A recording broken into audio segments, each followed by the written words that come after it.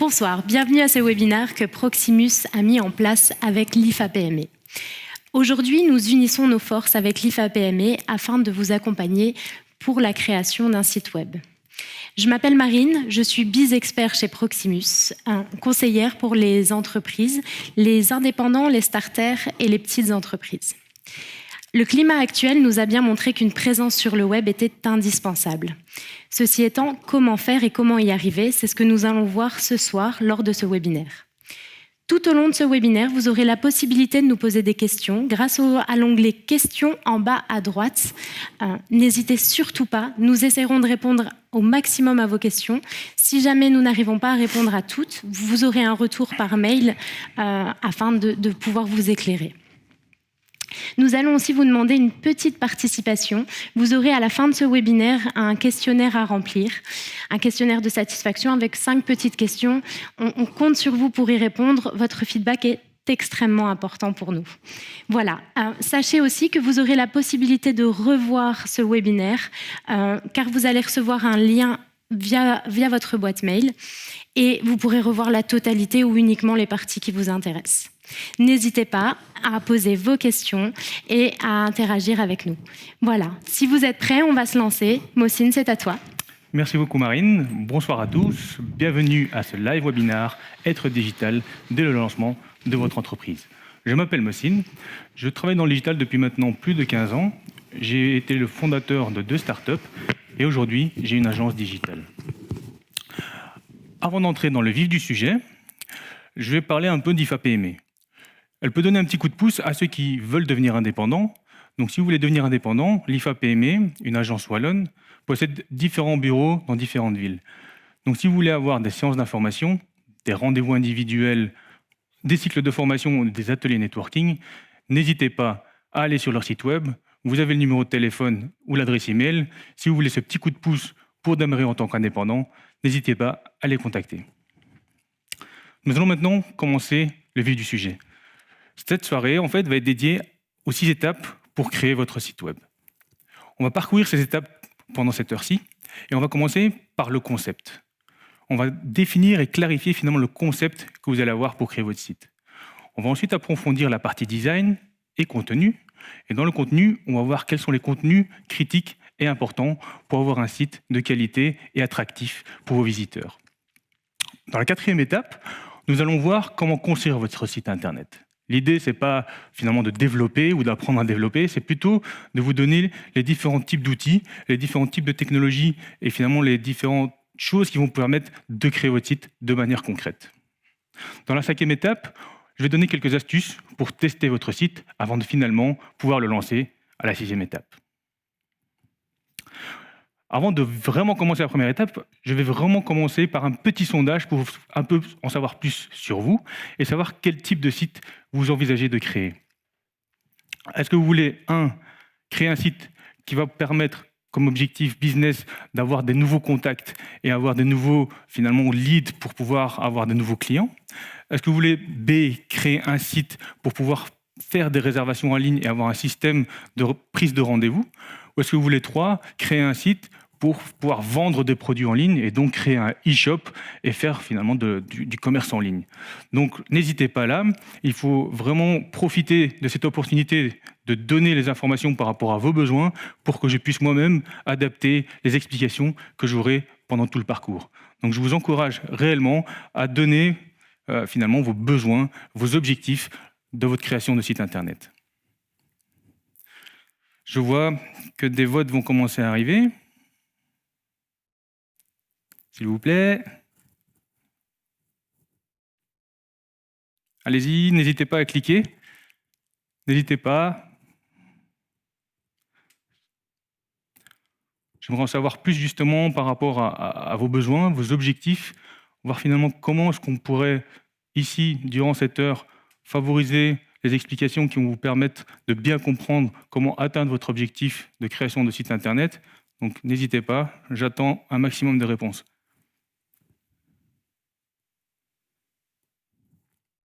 Ça arrive. Cliquez, cliquez.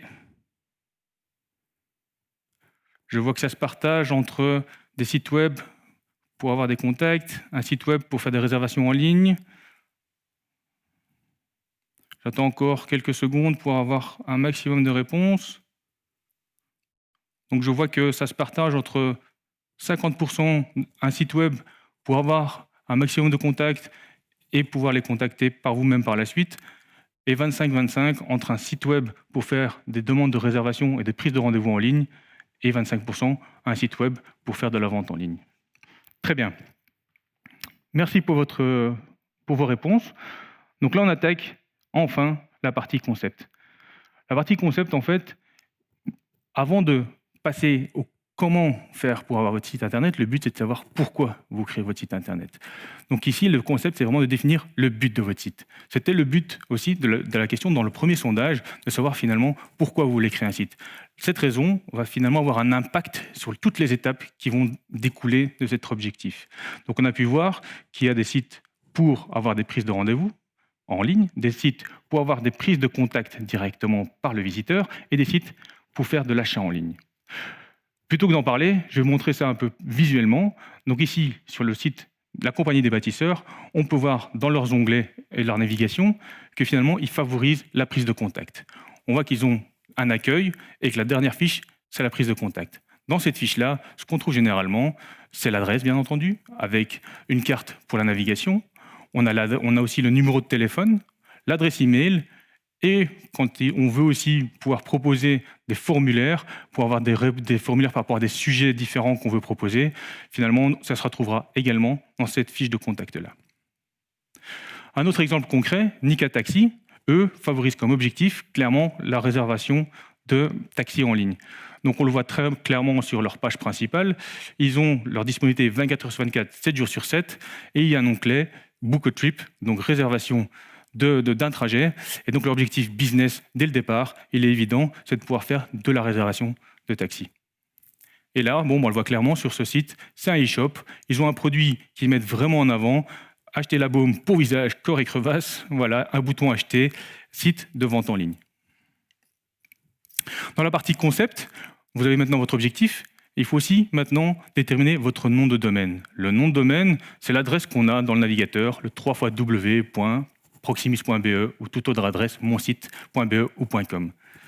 Quand vous créez votre site, il faut vraiment, à ce moment-là, choisir ce nom de domaine. Ce nom de domaine doit idéalement, pour être un bon nom de domaine, être proche du nom de votre entreprise, ou du moins proche de votre nom à vous, si vous êtes l'identité propre de cette entreprise. Aussi, il faut vous mettre à la place de vos contacts, de vos visiteurs ou de vos clients. Il faut qu'il soit simple à taper, à retenir. Il faut qu'il ne soit pas trop long. Et il faut éviter aussi de ne pas mettre des chiffres ou des lettres parce que finalement, c'est dur à retenir. Aussi, lorsque vous avez trouvé le nom de domaine que vous voulez utiliser, il faut aussi vérifier s'il est disponible. Et effectivement, aujourd'hui, il existe des milliards de sites Internet et souvent, les sites ont tous des adresses qui sont déjà prises. Donc, il faut vérifier si le nom de domaine existe. Pour cela, il y a des sites d'hébergement en ligne qui vous permettent de vérifier la disponibilité des noms de domaine. Le site de Proximus, par exemple, permet de le faire. Vous pouvez aussi aller sur le site comme ovh.com ou godaddy.com. Une fois que vous avez sélectionné et trouvé votre nom de domaine, vous allez pouvoir passer à l'étape d'après. Et j'espère que j'ai été clair, mais sinon, je ne sais pas s'il y a déjà des questions, donc n'hésitez pas. C'est le moment de poser un maximum de questions. Si vous avez des clarifications à demander, si je n'ai pas été suffisamment clair sur les sujets présentés, donc n'hésitez pas. Je prends les questions. Je ne sais pas, Marine, si tu as déjà... Il y a juste une question de Colette qui demandait si elle aura une copie des slides. En effet, comme je l'ai dit, on recevra la présentation par mail, donc elle pourra revoir le tout sans souci. Donc oui, Colette, il y aura les slides, mais aussi... profitez-en de prendre de l'engagement et de demander justement les questions spécifiques que vous pouvez avoir. Donc, s'il y a d'autres questions, donc il y aura un replay. Donc, vous aurez accès à tous les slides, mais n'hésitez pas. Donc, si vous avez d'autres questions, sinon, si c'est clair. Juste pour information, le bouton à droite est écrit Ask a question. Ok, si jamais Ask a question en anglais, posez vos questions. Donc, n'hésitez pas à cliquer ce bouton bleu, c'est ça ? Un petit bouton bleu, je pense, sur en bas à droite.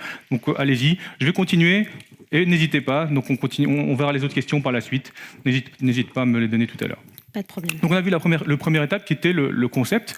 Donc ce concept, c'est l'objectif business. Donc le site internet, vous le créez parce que vous avez un objectif business, pas parce que vous voulez un site, vous avez une action concrète à réaliser.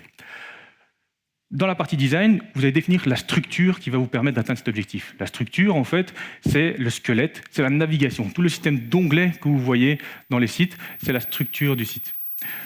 Tout au long de ces étapes, si vous avez besoin d'aide, bien entendu, n'hésitez pas à faire appel à des consultants, à des freelances. Ici, normalement, les étapes que je vais présenter peuvent être réalisées par vous-même ou, bien entendu, si vous avez besoin de support, par d'autres personnes qui ont cette expertise.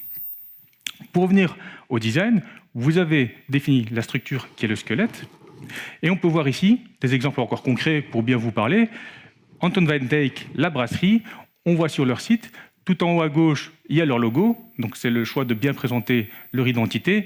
Une image principale pour donner l'envie d'aller dans la brasserie. Et on voit le système de navigation où en fait, ils mettent en avant le système de réservation et la prise de contact. Donc on voit bien ici qu'il y a les différents onglets, l'accueil.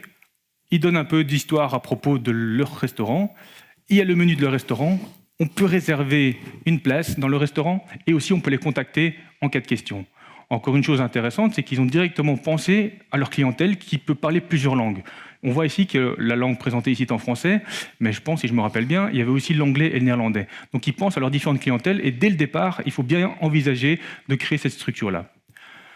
Aussi, on voit tout en haut à droite qu'ils mettent des logos des réseaux sociaux. Donc il y a Facebook et Instagram. Donc il faut bien comprendre l'intérêt de pouvoir rediriger les gens autant des réseaux sociaux vers votre site internet, autant aussi du site web vers les réseaux sociaux pour avoir un maximum de visites, un maximum d'engagement et un maximum de chiffre d'affaires. Un autre exemple aussi pour illustrer finalement un autre type d'activité, c'est Espace Santé Nivelles. On peut voir ici qu'en fait, ils ont structuré leur site pour pouvoir mettre en avant les différents stages, les horaires et les anniversaires qu'ils proposent. Donc il faut vraiment se mettre à la place des visiteurs lorsqu'il vient sur votre site, qu'est-ce qu'il veut chercher, comment est-ce qu'il peut trouver. C'est vraiment l'architecture des onglets qui va permettre d'orienter les utilisateurs et il ne faut pas les perdre. Il faut vous dire que quand les gens viennent sur une page, si c'est pas clair, si c'est pas beau, ils ne passent pas trop de temps, ils vont changer de site. Donc il faut vraiment être clair s'ils veulent trouver les horaires et si vous savez que votre clientèle cherche les horaires ou le menu, comme on l'a vu précédemment, il faut le mettre directement dans le menu principal. Aussi, il faut limiter idéalement le nombre d'onglets principaux à 6 ou 7, parce que sinon ça devient illisible et très compliqué à suivre. Aussi, quand vous créez des onglets, vous pouvez créer des sous-onglets. Là encore une fois, limitez le nombre de sous-onglets, sinon ça va perdre vos visiteurs. Dans la partie design, on a vu maintenant le squelette et l'architecture. L'idée d'après, c'est de voir la mise en forme, donc la conception du site. À quoi est-ce qu'il va ressembler? À quoi vont ressembler les pages? Alors un critère super important quand vous créez votre site, c'est qu'il doit être responsive. Responsive, un mot un peu technique, pour tout simplement signifier que en fait, votre site doit être visible de manière simple, agréable et ergonomique sur tout type d'appareil. Ici, par exemple, sur le site Le Gris du Four, on voit la version PC, on voit la version tablette, et quand on va sur la version tablette ou smartphone, le site s'adapte à la taille de l'appareil. J'imagine que vous avez pu, parfois, sur votre smartphone, visiter certains sites et vous rendre compte que c'est illisible, vous devez zoomer, dézoomer, impossible de cliquer sur les boutons. Ce genre de site, finalement, retire le nombre de visites, décroît le nombre de visites, vous apporte pas de chiffre d'affaires, frustre vos utilisateurs et surtout, Google vous pénalise. Parce que le site, s'il n'est pas responsive, Google ne vous référencera pas ou vous référencera mal et donc vous ne serez pas visible dans le moteur de recherche Google quand l'utilisateur tapera, même s'il tape, je ne sais pas, restaurant, grill, je ne sais pas où il se situe, si vous n'êtes pas responsif, si votre site n'est pas agréable et ne donne pas du contenu pertinent, votre site sera très mal référencé, ce qui limitera donc le nombre de visites sur votre site et donc le potentiel de chiffre d'affaires de votre entreprise. Marine, je ne sais pas s'il y a d'autres réactions, d'autres questions. Oui, il y a eu plusieurs questions. Il y a d'abord une question de Patricia qui demande si prendre un site web est payant. Est-ce que prendre un site web est payant ? Je dirais le minimum du minimum, oui, parce que le nom de domaine est payant. Donc de toute façon, non, quoique, il y a des offres non professionnelles. Si vous avez un nom qui commence par une extension bloc skyrock.x grill du four, ça ne fait pas professionnel. Donc il y a des solutions totalement gratuites qui sont pas normalement très professionnel. Donc tout dépend un peu de vos objectifs business. Et si vous voulez paraître sérieux, si vous voulez attirer une clientèle qui finalement vous prend au sérieux avec de la qualité, il faudra payer un certain montant, que ce soit pour le nom de domaine et aussi pour l'hébergement. Parce que l'hébergement, ce que ça signifie, c'est que quand vous avez un site Internet, votre site Internet tourne quelque part sur une machine. Cette machine-là, il faut payer le fait qu'elle tourne. Donc je dirais oui et non. Donc oui, il y a des sites totalement gratuits, mais ça va être super minime, pas vraiment intéressant et pas super professionnel. Donc moi, je recommanderais plutôt vers les solutions pas trop chères qui existent, mais qui permettent d'avoir une visibilité et d'une certaine qualité et paraître quand même assez professionnel. Okay. Je ne sais pas s'il y a une autre réaction. Oui, j'en ai d'autres. J'ai Philippe, en fait, qui demande, parce qu'il sait que le site web est un outil de communication, et il demande comment faire pour faire connaître ce site web. Pour comment attirer, en fait, donc, du effectivement, monde sur son site web. On verra, donc là, on est dans les étapes. Il y a l'étape 6, lancement du site web, et il y a l'étape d'après, donc créer de la visibilité. Donc comme je disais, là, Google, par exemple, sur les moteurs de recherche, le fait d'être responsive, le fait de ne pas l'être, vous pénalise dans le moteur de recherche, déjà, ça limite la visibilité, ça limite le nombre de visites, parce que Google vous référencera mal. Donc ce que je veux dire, c'est que quand vous tapez un mot-clé, un mot de recherche dans Google, le moteur de recherche, vous avez un certain nombre de résultats. Ces résultats-là, en fait, la première page, 80% des personnes restent sur la première page. Donc si vous n'êtes pas référencé sur cette première page, vous perdez un potentiel énorme de visites. Donc je dirais, en fonction du type de site aussi, il faut voir le type de canal où vos clients se trouvent. C'est un e-shop, ça sera principalement Google parce que c'est du potentiel d'achat. Si vous faites du service ou du coaching, potentiellement vous pouvez utiliser Facebook, Instagram ou d'autres réseaux sociaux. Donc clairement, avoir un site est indispensable, mais avoir un site sans visibilité, ça vous apportera très peu d'affaires. Donc oui, mais c'est l'étape après le lancement, donc on en reparlera potentiellement après pour ne pas spoiler un peu tout le reste. D'accord. Je ne sais pas s'il y a d'autres remarques. J'ai encore une question de Colette qui demandait un petit peu plus d'explications sur les hébergeurs et sur les noms de domaine. Sur les hébergeurs, noms de domaine. Donc, on va peut-être en parler aussi tout à l'heure quand on verra la construction du site, mais en fait, quand vous avez un site, il doit être installé quelque part. Mais je pense que ça sera mieux d'attendre l'étape 4. Je vais en parler, Colette, et ça sera, j'espère, plus clair. Si ce n'est pas plus clair à ce moment-là, n'hésite pas à reposer la question et j'y répondrai volontiers. D'autres réactions? Je continue? On peut continuer. Parfait. Donc, concept, objectif, c'est clarifié. Nom de domaine, on l'a aussi. On a vu le design. Donc on a la mise en page qui est clarifiée, on a le squelette, on sait comment on va naviguer. Là, c'est le contenu. Donc vous avez un site, il faudra mettre du contenu dans votre site. Le contenu, c'est quoi? C'est finalement tout ce qui va attirer les gens, c'est toutes les choses que vous devez mettre pour finalement avoir des réactions. Ça peut être les différents textes de vos articles, ça peut être les descriptions de votre produit. On va voir de manière standard, par exemple, les informations des informations pour vous contacter, votre adresse, etc. Vous pouvez aussi envisager de raconter l'histoire, l'origine de votre projet pour finalement attirer les gens, pour fidéliser ou donner de la crédibilité. Si vous avez des témoignages de clients précédents, n'hésitez pas à rajouter des témoignages de vos clients. Si vous avez gagné un prix, vous avez une expertise, n'hésitez pas aussi à la préciser sur le site. Si vous avez une expertise et que vous voulez écrire des articles à ce sujet-là, faites-le. Ça vous permettra d'avoir un meilleur référencement dans Google parce que Google aime les informations intéressantes, parce que les gens cherchent de l'information intéressante.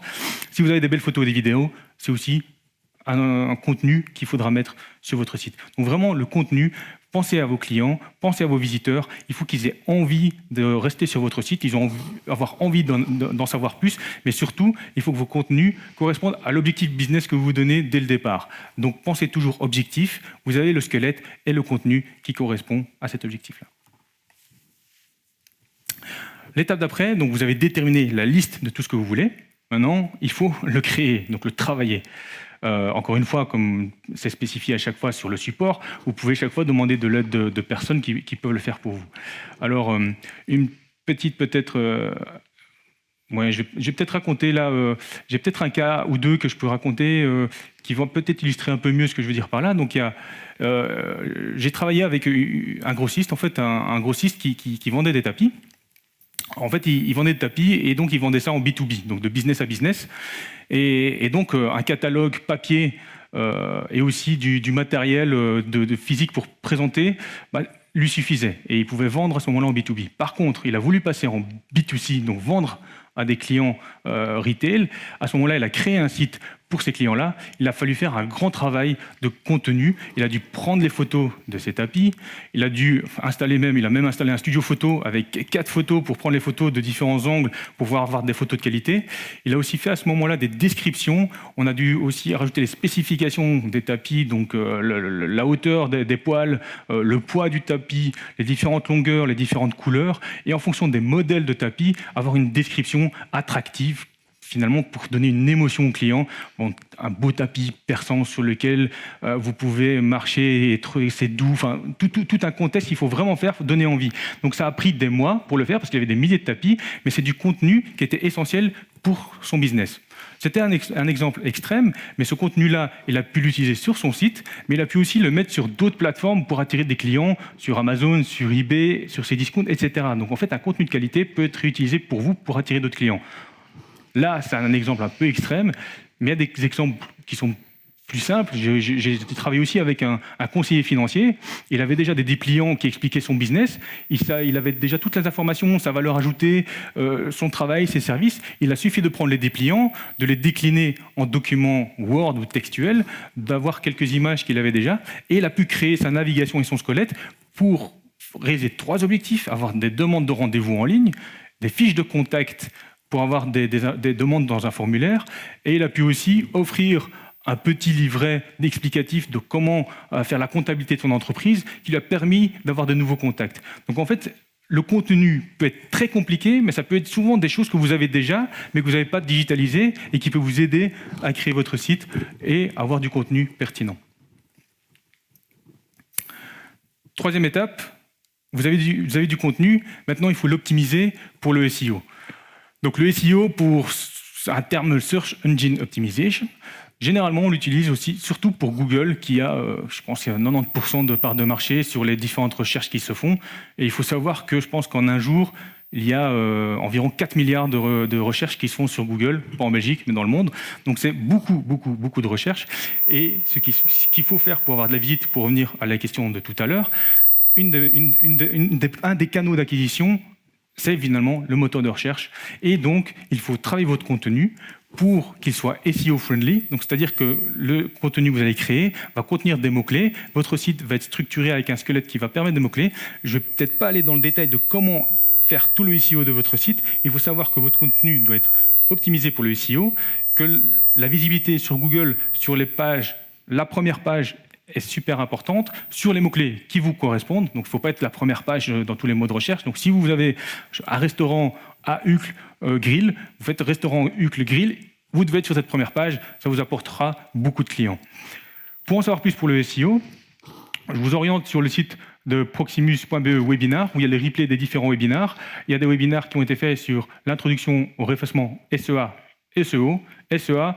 Voilà, c'est en fait aussi le fait de pouvoir faire de la publicité sur Facebook, et SEO, c'est être organiquement, directement affiché dans les recherches sans payer. Vous avez aussi les principes de base du référencement, enfin, etc., etc. Donc il y a beaucoup de choses qui sont disponibles déjà dans les webinaires de Proximus. Et il y a aussi une section blog. Dans les blogs, pas mal d'articles aussi pour en savoir plus sur le SEO, mais aussi sur pas mal d'autres choses, les réseaux sociaux, les avantages de Google Analytics, donc il y a pas mal d'articles et de contenus vidéo qui vont pouvoir vous orienter. Voilà Marine, donc on avance, je ne sais pas s'il y a d'autres... En effet, j'ai des questions. J'ai une question de David qui demande, en fait, il a créé une fenêtre sur Google qui donne les informations indispensables pour son entreprise, c'est-à-dire une petite fenêtre qui mesure entre 6 cm, sur 6 cm sur 3. Et il demande si, en fait, il est indispensable d'avoir un petit lien pour être redirigé sur un site Internet. Ou si cette fenêtre, donc c'est-à-dire le Google Maps, je pense. Il a créé le Google My Business. Voilà. Okay, donc il a créé le Google My Business et la question est... Est-ce que pour vous, c'est indispensable d'avoir un site web, en fait, d'avoir en lien sur ce Google My Business la possibilité d'être redirigé vers un site Internet? Ok. Bon, bonne question, mais compliqué de répondre oui ou non. En fait, vous avez déjà une visibilité grâce à Google My Business, mais tout dépend de votre objectif business et si vous êtes satisfait. Donc Google vous permet de créer votre compte Google My Business sans avoir de site internet. Donc vous pouvez le faire. Par contre, qu'est-ce qui se passe après? Donc vous avez votre visibilité Google My Business, donc on vous trouve, j'imagine, sur Google quand on tape ou sur la carte Google Maps. Par contre, vous vous posez la question si vous voulez un site internet. Bon, la question c'est quel est votre objectif? Si vous voulez un site internet, c'est finalement quel est l'objectif? Et oui, si vous voulez faire des actions concrètes qui ne sont pas permises ou qui ne sont pas réalisables sur Google My Business, créez votre site internet. À ce moment-là, vous allez avoir des réservations en ligne, vous allez pouvoir peut-être présenter beaucoup plus de produits ou de services et plus de descriptions que sur Google My Business. C'est une première étape, donc la réponse est oui et non, c'est par rapport aux objectifs, mais clairement, mon point de vue, il y a un peu IT ou digital, c'est qu'il faut un site internet, c'est votre plateforme, elle appartient à personne, et vous en faites ce que vous voulez. Donc tout ce qui arrive, c'est aussi à vous. Voilà, j'espère que ça répond correctement à la question. J'ai aussi une question de Eric qui en fait demande si une fois qu'on a un site web, on est justement sur Map et si on est sur ce Google My Business automatiquement. Automatiquement, non. Vous saurez, si vous créez un site internet, vous avez votre site avec l'adresse, vous tombez dessus. Vous pouvez être référencé correctement si vous tapez le nom du site directement dans Google. Si vous voulez votre page Google My Business, c'est gratuit. Vous créez un compte Google My Business où vous donnez les informations sur votre entreprise. Vous mettez le lien de votre site, vous mettez les heures d'ouverture et Google vous enverra une demande de vérification si vous êtes bien le propriétaire de ce business. Donc Google va quand même demander de vérifier si vous êtes bien propriétaire du business parce que sinon tout le monde s'amuserait à prendre la possession du compte de chaque entreprise. Donc il faut créer ce site, il faut créer ce compte Google My Business gratuit pour lier à ce moment-là votre compte Google au lien de votre site internet. Voilà. J'ai une question aussi de Philippe qui demande à ce qu'il y ait plus d'explications sur le SEO. Plus d'explications. Enfin, malheureusement, on a 1 heure, il y a une séquence, donc plus d'explications. Le SEO, ça peut prendre des multiples heures, donc je le renvoie au site Proximus sur les webinaires, sur les articles. Mais vraiment, ce que je peux vraiment résumer, c'est en fonction du type de business que vous avez, il faut optimiser la structure de votre site, la rapidité du site, les liens qui viennent vers d'autres sites sur votre site à vous, parce que ça vous donne de la légitimité, de la crédibilité. Donc Google aime ça. Si d'autres sites vous référencent, c'est que finalement vous avez un site intéressant. Surtout si les sites qui vous référencent sont des sites de référence. Donc si le Soir ou le Times ou un site très important vous référence, ça va augmenter vos chances d'apparaître mieux. Donc je l'envoie finalement vraiment à regarder les webinaires parce que ça peut être super technique et très très long. Merci beaucoup. On continue. Étape 4, étape peut-être bien attendue par beaucoup d'entre vous et parfois redoutée par certains d'entre vous aussi, c'est la construction de votre site. Donc c'est l'implémentation, mais on va commencer par le choix de la plateforme et son hébergement. Ah oui, petit sondage avant d'aller plus loin. Allez-vous concevoir vous-même votre site ou préférez-vous l'externaliser à un partenaire pour le support? Donc on va quand même savoir un peu plus comment vous envisagez les choses. Est-ce que vous voulez vraiment tout prendre en main et vous vous sentez à l'aise ou vous avez l'énergie et le temps de le faire vous-même? Ou est-ce que vous vous dites, moi, je connais bien la stratégie de mon entreprise, je veux bien contribuer à finalement apporter une orientation, mais je préfère quand même déléguer la réalisation concrète à un partenaire pour le faire, ou en tout cas pour m'aider à le faire. N'hésitez pas à donner vos réponses. Ça va aussi me donner une orientation sur finalement vos envies, vos besoins. Et les slides suivants vont aussi me permettre de donner les différentes alternatives qui vont bien vous correspondre. Et ça nous permet à nous aussi de mieux vous connaître. Donc allez-y. Je ne sais pas si entre-temps, je ne sais pas si Marine, tu as d'autres questions que je peux... Je veux juste repréciser parce qu'il y a quelqu'un qui demande à nouveau si elle va pouvoir avoir la possibilité de revoir ce webinaire. En effet, on va le recevoir, vous allez le recevoir par mail. Vous allez recevoir un lien, vous pourrez revoir la totalité de la présentation ou uniquement quelques petites parties. Voilà, ainsi ça peut répondre à quelques questions et en l'occurrence à celle de Laurence. Ok. Je vois quelques réponses qui arrivent, donc n'hésitez pas, soyez pas timide, intimidé, allez-y, donnez vraiment du feedback, on a envie d'en savoir plus. Donc je vois que là c'est moitié-moitié, hein, donc pour le moment on voit moitié-moitié des personnes qui veulent le faire elles-mêmes et des moitiés qui veulent le faire avec l'aide d'un partenaire. Super, très bien. On en sait un peu plus, on va pouvoir maintenant passer au slide qui va donner justement les alternatives, en tout cas les grosses alternatives qui existent actuellement. Ici, ce qu'on voit justement dans ce diagramme, c'est pas évident parce qu'aujourd'hui, des alternatives, il y en a des centaines et des milliers, entre guillemets. Donc là, on s'est focalisé pour essayer de le montrer d'une certaine façon. Une façon qui montre dans l'axe comment vous pouvez le configurer vous-même et un axe faire créer le site. Donc il y a différents types de technologies. Les technologies qui sont directement hébergées sur Internet, comme Shopify, Wix ou Squarespace, et des technologies que vous pouvez télécharger, héberger et qui vous permettent de faire potentiellement beaucoup plus et avec beaucoup de fonctionnalités. Donc on voit dans ce cadran-là, il y a WordPress qui est très connu. Donc c'est une solution, je pense que dans tous les CMS, donc les CMS, c'est des Content Management Systems. Donc pour reprendre un peu mieux, pour vous donner la différence, c'est qu'on voit dans l'axe qu'il y a tout en haut à droite, développement sur mesure. Donc ça, c'est vraiment l'extrême. C'est vous faites tout développer, vous prenez une équipe de développeurs ou un développeur et vous développez tout sur mesure. Donc ça, c'est l'extrême. Par contre, de l'autre côté, on a deux catégories. On a la catégorie des CMS, Content Management System, qui sont en fait des logiciels qui vous donnent plein de fonctionnalités de base. C'est la fondation, donc vous avez déjà plein de fonctionnalités. Et ceux qui sont tout à droite, ce sont en fait des solutions qui sont directement dans le cloud, sur Internet. Vous n'avez pas de logiciel chez vous, tout est sur Internet, comme Dropbox ou comme Facebook. Donc Facebook, vous ne le téléchargez pas, et c'est sur Internet. Ça, c'est les solutions sur la gauche. Donc sur la droite, il y a des solutions qui sont plus évoluées, qui sont parfois très techniques, comme Magento, PrestaShop, qui sont purs e-commerce. Et il y a WordPress qui est très utilisé parce que ça a commencé comme un outil de blogging, donc pour faire des blogs. Et aujourd'hui, il a 60% de part de marché dans les CMS et un tiers des sites sur Internet, c'est du WordPress. Donc c'est devenu super puissant. Pourquoi ? Parce que c'est un outil de blogging et maintenant c'est devenu un outil qui permet de faire pas mal de fonctionnalités. On va peut-être pas approfondir là, on va voir les questions. Je sais qu'il y a la solution Proximus qui est affichée, une solution qui a aussi un socle CMS, mais en plus de ça, c'est un mix parce que vous avez un support, donc une personne qui va vous accompagner tout le long des 6 étapes qu'on a vues, et même après le lancement. Donc je vais laisser peut-être Marine en dire plus sur cette solution-là, qui est une solution combinée, qui donne un avantage des CMS et du support. En effet, merci beaucoup. Oui, Proximus vous propose donc le Biz Online. Biz Online, c'est la création de votre site web en partenariat avec un expert digital qui vous est dédié.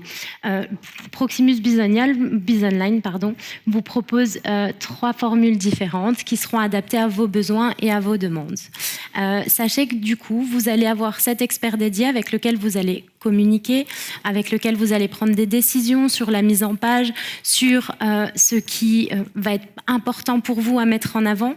Ils vont ensuite mettre tout ça en place, en page, vous le proposez et à partir du moment où vous donnez votre accord, le site sera directement opérationnel. On est sur un site qui est hébergé en Belgique, qui est donc 100% sécurisé, qui est hébergé par Proximus, c'est important. On est aussi sur un site qui est intuitif, un site qui est responsive, qui est donc, comme tu le disais tout à l'heure, Mossine, disponible sur toutes les plateformes, sur tous les outils, comme les smartphones, les tablettes, les PC, enfin voilà, j'en passe. Et en plus, ce qu'on disait tout à l'heure, le SEO, on vous aide à trouver les bons mots-clés. C'est-à-dire que l'expert digital va avoir cette expertise justement pour vous aider à vous centrer sur les mots les plus importants et les mots qui parleront le plus aux clients. Voilà, on le fait pour vous, on le fait avec vous. Ça vous permet, vous, de rester concentré sur votre business et en même temps d'avoir cet esprit libéré afin de pouvoir avoir cette présence digitale qui est, comme on le disait tout à l'heure, indispensable. N'hésitez pas, si cela vous intéresse, à cliquer sur le petit lien de la présentation. Voilà, merci beaucoup. Je te laisse. Merci Marine. Donc, On a vu le cadran avec les différentes alternatives et choix. Donc, n'hésitez pas, donc, si vous avez des questions sur les autres parties ou sur cette partie-là, à les poser directement dans la partie questions et chat. Donc, vous avez choisi la plateforme. Maintenant, le but, c'est de l'implémenter, donc de le développer. Donc, vous avez les objectifs, vous avez la structure de votre site avec l'arborescence, les onglets, vous avez la liste du contenu et vous avez créé du contenu. Maintenant, après avoir choisi la plateforme, le but, c'est tout simplement, entre guillemets, parce que vous avez quand même fait un gros travail jusqu'à maintenant, c'est de tout mettre dans la plateforme avec les boutons qu'il faut, les call to action, c'est-à-dire les boutons qui donnent les actions de réservation, de prise de contact, etc., avec le contenu que vous avez créé et sélectionné avec l'arborescence. Donc c'est vraiment le développement c'est cette phase d'implémentation. Donc comme vous pouvez le voir, dès le départ, on a souvent cette partie de comment je vais le faire, la partie développement, mais comme on peut le voir, il y a quand même 6 étapes, et c'est une des sous-étapes de ces 6 étapes. Donc il ne faut vraiment pas se stresser uniquement avec la partie développement, c'est important parce que c'est finalement le résultat du travail concret, mais les parties précédentes sont super critiques. Maintenant que vous avez la plateforme et que vous avez implémenté, ça, c'est la magie du digital, c'est les outils d'analytics. Donc pour moi, c'est magique. Quand j'ai découvert ça, c'est magique. Et en fait, c'est comme ça que Google est devenu milliardaire. C'est parce que, en fait, sur Internet, on peut tout tracer, on peut tout traquer, on a les statistiques sur tout. Un outil super puissant, une fois que vous avez votre site Internet qui est implémenté, c'est Google Analytics. C'est offert par Google. Vous pouvez l'installer gratuitement sur tous vos sites web. C'est un petit bout de code qui se met dans toutes les pages de votre site et ça permet à Google de vous donner toutes les statistiques de tout ce qui se passe sur votre site. Donc c'est vraiment tout ce qui se passe sur votre site. Vous allez avoir des choses même surprenantes quand on ne connaît pas. Vous allez vous rendre compte finalement d'où viennent les personnes, de quelle ville elles sont. Quels sont en temps réel le nombre de visites? Quels sont les clics que vous avez eus? Quels sont finalement les achats que vous avez eus sur votre site Internet? Vous pouvez aussi voir les âges des différentes personnes qui sont venues, les types de devices qu'ils ont utilisés pour venir sur votre site. Vous pouvez voir de quel site ils sont arrivés, ils sont partis pour arriver sur votre site. C'est un outil super puissant qui est gratuit. Ça vous donne des informations capitales parce que si vous ne mesurez pas sur Internet, quand vous avez un site Internet, si vous ne mesurez pas ce qui se passe, vous ne pouvez pas vous améliorer. C'est ça le digital, c'est la puissance de la mesure, de tracer tout ce qui se passe et ça permet de faire pas mal de choses, que ce soit dans les campagnes marketing. Donc imaginez, vous êtes en train de vendre parce que vous avez fait une campagne, vous allez pouvoir voir finalement s'il y a une conséquence sur le nombre de visites. Si vous ne savez pas suivre ça, vous ne savez pas du tout finalement si votre campagne a un effet. Là, vous avez le résultat.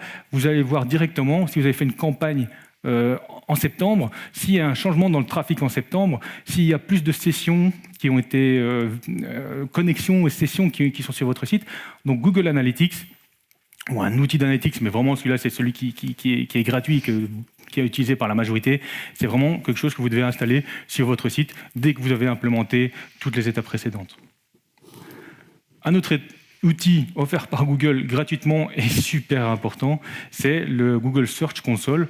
Donc c'est aussi un outil qui va vous permettre de suivre la performance de votre site. Donc ça permet de savoir finalement comment les robots de Google qui sont en train de scanner tous les sites, voient votre site Internet. Est-ce qu'il y a des erreurs dans vos pages? Est-ce qu'il est responsive ou pas? Et aussi, c'est le seul endroit où vous pouvez savoir finalement quels sont les mots de recherche que les gens tapent pour voir votre site. Donc si vous voulez savoir si les gens arrivent sur votre site avec des mots de recherche particuliers, c'est le Google Search Console qui vous donnera cette information. Vous pourrez voir le nombre de personnes qui sont arrivées avec quels mots-clés, et ça vous permettra à vous de finalement bien viser, bien adapter vos articles, vos contenus pour attirer encore plus de monde sur votre site Internet. Donc vraiment, vous créez un site Internet. Le but, c'est, comme la question qu'on a eue, c'est comment faire pour avoir plus de trafic, mais aussi c'est comment faire pour mesurer le trafic. Et ça, c'est 2 outils qui vous permettent de mesurer tout le trafic qui arrive sur votre site. Voilà, je ne sais pas s'il y a encore des questions. Il y a quelques questions. Tout d'abord, je tiens à répondre parce que j'ai quelques questions qui viennent pour le Biz Online. Voilà, donc n'hésitez vraiment pas à vous tourner soit vers les Biz Experts sur le site proximus.be ou sur le lien pour les Biz Online. Vous aurez toutes les réponses à vos questions et nous pourrons aussi vous aider sans souci. Voilà, ça c'était la partie Biz Online. Pour les questions qui te concernent un peu plus, on a une question de Nadine qui demande si le Google Analytics... Ah non, pardon, c'est aussi pour le Biz Online, excuse-moi. Non, j'ai une question de Colette qui demande comment installer le Google Analytics sur son site web. Tout dépend du site qu'elle a, mais en fait, il suffit, entre guillemets, d'aller sur Google Analytics, de créer un compte Google Analytics, et vous aurez un bout de code. Et en fonction de la plateforme que vous utilisez, ce bout de code, il faudra le mettre sur votre site. Pour faire simple, créer un compte Google Analytics, et généralement, Google va vous dire, voilà, sur telle plateforme, voilà comment il faut le faire. Sur telle plateforme, voilà comment il faut le faire. Sur telle plateforme. Donc si vous avez une plateforme à peu près standard, ça sera expliqué et ça sera normalement assez rapide à faire. Sinon, il faut demander à votre développeur, il prendra le bout de code et le mettra là où il faut. Donc voilà, c'est gratuit. Il y a un petit peu de travail à faire pour comprendre comment mettre ça, mais normalement, Google a tout intérêt à vous faire comprendre comment le faire, pour lui et pour vous. Voilà. Je sais pas s'il y a... J'ai encore une question. J'ai une question de Gérard qui demande comment sécuriser son site. Comment sécuriser son site par rapport à quel type, donc, enfin, par rapport aux attaques. Donc en fait, la sécurité, ouais, il y a plusieurs choses qu'il faut sécuriser. Donc il y a l'hébergement. Donc l'hébergeur, donc déjà peut vous donner des solutions de sécurisation. Donc il faut que l'hébergement soit sécurisé. Faire des backups. Donc déjà avoir des backups en cas de problème, donc pouvoir remettre le site en ligne si jamais il y a un problème. Vous avez des hébergements super puissants, vous pouvez avoir 2 serveurs redondants qui balancent l'un sur l'autre, comme ça, si un site qui tombe, l'autre qui est là, ça coûte plus cher, mais c'est possible. Après, en fonction de l'outil CMS ou du développement que vous avez fait, il faut mettre à jour, parce qu'en fait, il faut mettre à jour les fonctionnalités, il faut mettre à jour les développements, donc les plugins, si vous avez utilisé un software qui permet d'installer des plugins, donc des fonctionnalités supplémentaires. Il y a toujours des mises à jour, des langages de développement qui évoluent, donc des failles de sécurité qui apparaissent. Donc c'est un travail en continu, la sécurité. Encore une chose, la sécurité, ça peut être tout simplement le mot de passe que vous utilisez en tant qu'administrateur du site. Si vous avez un mot de passe super simple, ça veut dire que quelqu'un peut prendre possession de votre site s'il a vraiment envie, grâce à cause du fait que votre mot de passe est simple, et donc pouvoir avoir le compte administrateur qui va pouvoir finalement modifier tout ce qui se passe sur le site. Donc ce que je dis, il y a plusieurs choses qu'on peut sécuriser. Commencez par le plus simple, c'est-à-dire votre mot de passe, votre site internet avec les fonctionnalités ou les développements qui doivent être à jour. Mettre des firewalls, donc les logiciels qui protègent des attaques à l'extérieur, et après ça peut aller jusqu'aux serveurs et aux hébergements. Donc voilà, la sécurité c'est aussi un sujet qui est très très très vaste et très complet. Mais après, il ne faut pas être paranoïaque, dire il faut surtout avoir des backups pour pouvoir redémarrer en cas de problème et être au courant d'un peu ce qui se passe. Mais encore une fois, si vous avez quelque chose de critique et que vous avez peur, demandez conseil à quelqu'un de spécialisé et ça vous évitera de perdre plus que l'investissement que vous auriez pu faire. Merci beaucoup. J'ai vu qu'il y avait aussi une question d'Iman qui demandait s'il était possible de créer son propre site web de A à Z seul. Oui, Diman, il suffit de te renseigner, de prendre ton courage à deux mains, de prendre le temps de te former et d'essayer. Donc oui, il y a des gens qui le font, c'est possible aujourd'hui parce qu'il y a des outils qui le permettent. Mais après, d'un point de vue business, il faut voir si c'est recommandable ou pas. Le temps, c'est de l'argent. Donc si aujourd'hui, tu as le temps parce que c'est quelque chose que tu fais à côté, si c'est quelque chose que finalement n'est pas critique, n'est pas super valorisable, n'a pas un retour sur investissement rapide, il faut prendre le temps. Après, d'un point de vue business, si on se dit, voilà, j'investis, je sais pas, 2 000 €, mais ça va me rapporter 5 000 € ou 10 000 € par mois, dire l'investissement en vaut la peine. Donc tout dépend un peu de la vision. Si c'est pour apprendre, oui. Si c'est parce que c'est pas critique, oui. Si c'est d'un point de vue purement business, je dirais que c'est pas nécessairement la meilleure approche. Mais après, c'est faisable, totalement. Voilà. Merci beaucoup. Et à nouveau, je répète que toutes les questions qui étaient posées en rapport avec le Biz Online, vous pourrez trouver les réponses sur le lien et aussi vous tourner vers les Biz Experts sans souci. Voilà. Super, on continue alors ? Super, on a construit, on a le site. On se dit, c'est bon, je suis prêt. Non, attendez. Là, il faut quand même un peu tester. Donc vraiment, ne vous lancez pas directement, ou vous risquez d'avoir quelques erreurs. Donc vraiment, vous avez tout créer, c'est déjà des étapes super critiques et super importantes. Là, il faut juste prendre le temps quand même de tester, c'est-à-dire de plusieurs manières, vous-même, cliquez dans les différents onglets, cliquez sur les boutons, testez si vous avez un formulaire, que le formulaire fonctionne. Vraiment, faites une réservation en ligne si vous avez un système de réservation en ligne. Si vous avez un système de paiement en ligne, ou si vous pouvez faire des achats, cliquez, faites un achat, simulez un achat. Sachez que si vous faites un achat et vous faites faire des tests, vous pouvez faire des tests sans vraiment faire des achats réels. Donc faites des tests pour vraiment simuler le comportement d'un visiteur, d'abord par vous-même. Après, une autre façon de faire, c'est de demander à quelqu'un que vous connaissez ou que vous ne connaissez pas très bien, finalement, de faire le test pour vous. Donc finalement, souvent, on ne sait pas très bien comment les autres peuvent se comporter. Donc donnez le logiciel à votre site à d'autres personnes et laissez-les jouer un peu et faites-les tester le site pour voir finalement si vous avez oublié ou si vous avez mal estimé le comportement de vos visiteurs. Donc testez vous-même. Testez par une connaissance ou par votre communauté, si vous avez une communauté Facebook ou d'autres, sollicitez-les. Donc à la limite, un autre conseil, c'est vraiment sollicitez-les si vous avez des conseils que vous pouvez avoir tout au long des étapes. Donc comme je disais, il y a les experts, mais aussi il y a les connaissances qui ont une expertise que vous pouvez solliciter. Après, une autre façon que je vois pour tester votre outil, c'est qu'il y a des outils qui font des audits qui permettent finalement d'évaluer la pertinence de votre site, tant en tant qu'SEO, parce qu'on en a parlé qu'il y a eu des questions, mais aussi d'un point de vue design, ergonomie, d'un point de vue rapidité, d'un point de vue responsive. Donc il y a des outils qui font des audits pour vous. Et je pense que sur le site de Proximus, il y a, dans le site Proximus Biz Online, partie web, il y a un audit qui peut être fait sur votre site, mais il y a aussi des autres outils comme GTmetrix qui permettent aussi de voir un peu finalement quelle est la performance de votre site. Est-ce qu'il est rapide? Est-ce que vous avez mis des images qui sont trop grosses et donc ça met peut-être 15 secondes à charger? Donc testez quand même. Mettez-vous à la place vous-même de vos visiteurs, mais demandez aussi à des visiteurs finalement comment eux pourraient utiliser le site. Et des logiciels d'audit, vraiment profitez-en, il y a des choses qui existent, c'est fantastique, il faut vraiment en profiter. L'étape d'après, lancer.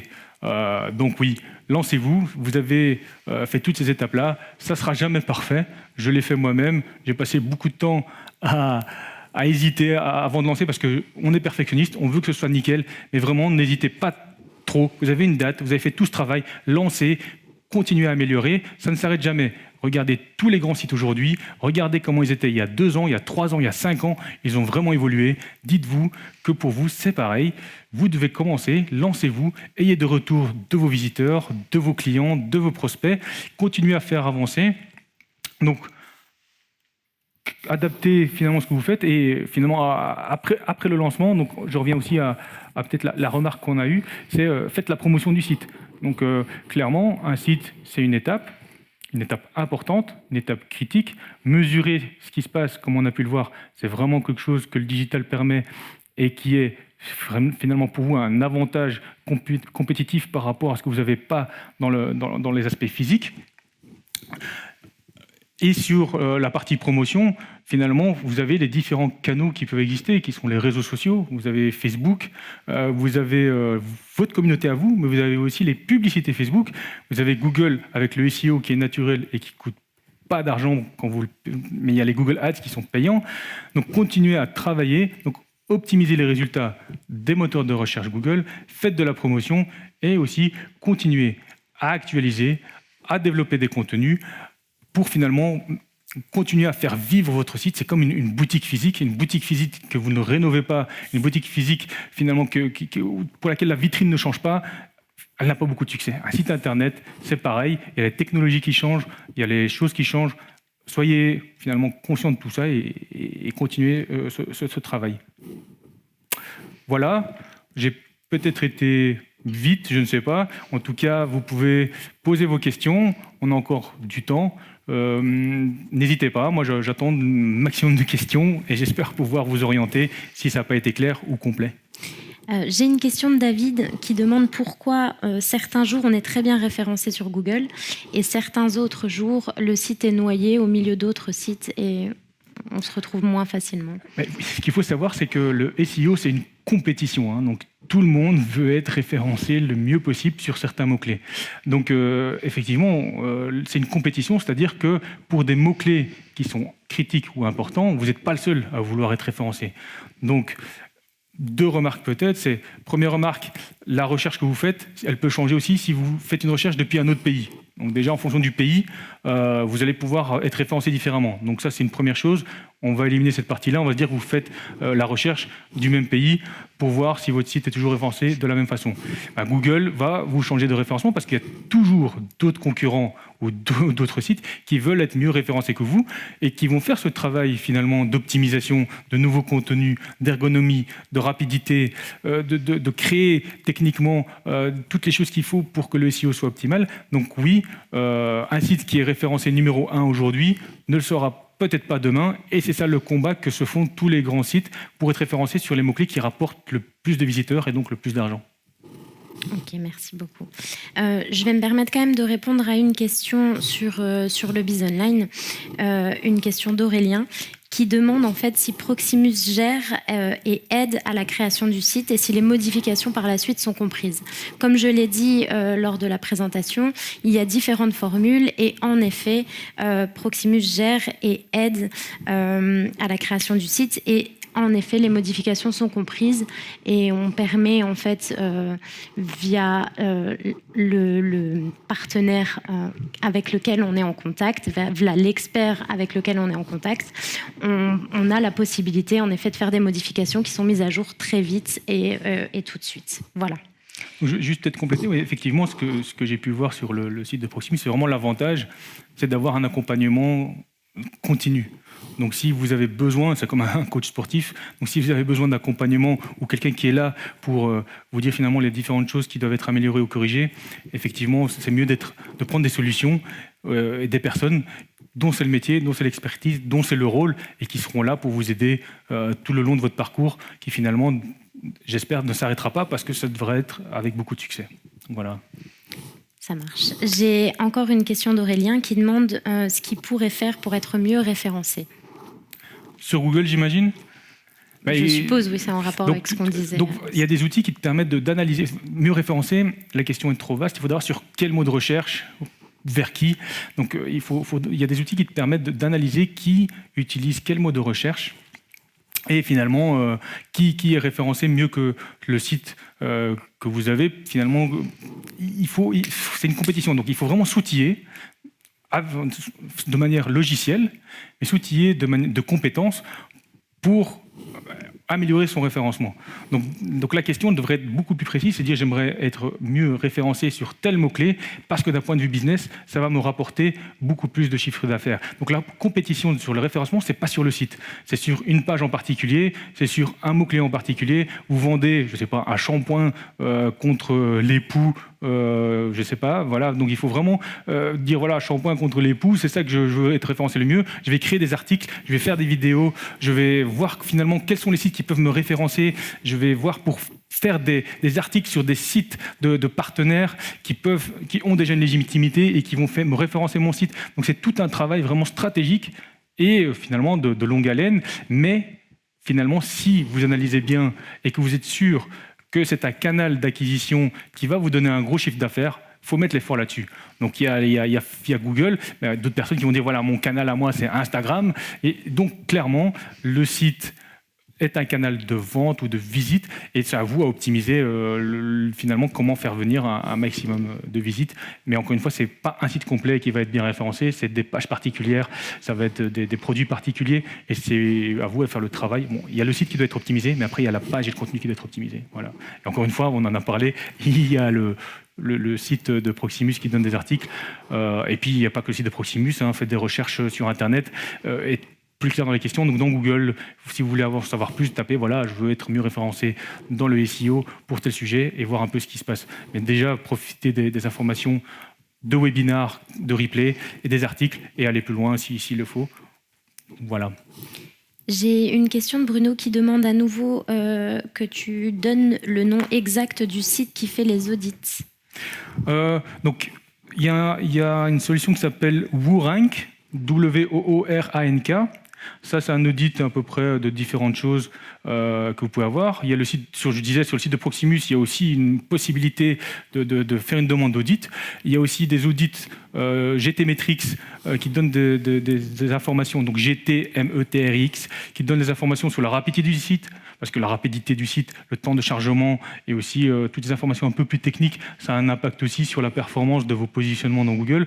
Donc il y a d'autres solutions, il y a Moz, Mozbar, M-O-Z-B-A-R, la barre d'extension dans Google Chrome que vous pouvez mettre, qui va vous donner. Donc il y a beaucoup d'outils. Moi je commencerai finalement par il y a Woorank, la solution sur le site de Proximus, GTmetrix, donc voilà. Et puis il y en a tellement que je pourrais même pas toutes les lister. Voilà. Super. Bah, écoute, merci beaucoup. Plus de questions, très clair, parfait. C'est très clair. Écoutez, on va passer à la fin. Voilà, ben écoutez, merci beaucoup. Merci d'avoir participé à ce webinaire. On vous demande encore ce petit effort et répondre aux quelques questions que vous allez avoir par la suite. Comme je vous ai dit au départ, le feedback est important pour nous. Comme je l'ai reprécisé tout au long de ce webinaire, vous allez recevoir la présentation par email. Vous aurez la possibilité de la revoir en partie ou dans son intégralité. Voilà. Si vous avez besoin de plus d'informations, comme je vous l'ai dit tout à l'heure sur le BIS Online, n'hésitez pas à cliquer sur le lien. Et si vous avez besoin de conseils et de la visite d'un conseiller tel que moi-même ou mes collègues, n'hésitez pas à cliquer sur le lien Proximus pour les BIS experts et pour avoir une visite de notre part. Merci à tous, merci Mohsin. Merci à toi, merci à vous. Passez une bonne soirée et à bientôt. Bonne soirée. Au revoir. Au revoir.